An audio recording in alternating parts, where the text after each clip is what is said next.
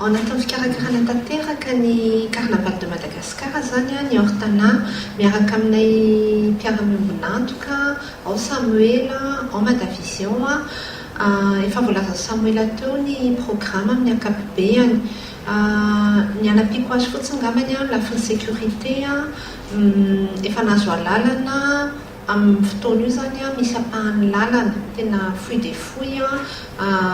au lieu de 2 voies de lasa voie unique ny misy ny podium lehibe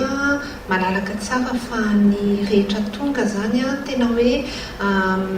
entanina zany ny rehetra mba aniny anao weekend amin'ity farany herinandro ity satria matianina ny fikarakarana sy ny hetsika izay nomanina paraculturaly ny stand ny région Analamanga koa dia efa mametoky satria manana trano efa eo amin'ny 10 mahery eo izy ireo ampranty ampafantatra ny toerana izay afahana tsidiana zany sy ny vokatra avy any amin'ireo faritra eto Analamanga ireo ka manentana antsika zany ho avy maro ary manentana ny mpakafy ny carnaval koa hitondra ny ankizy indrindra akafy an'izay carnaval izay na izay dibe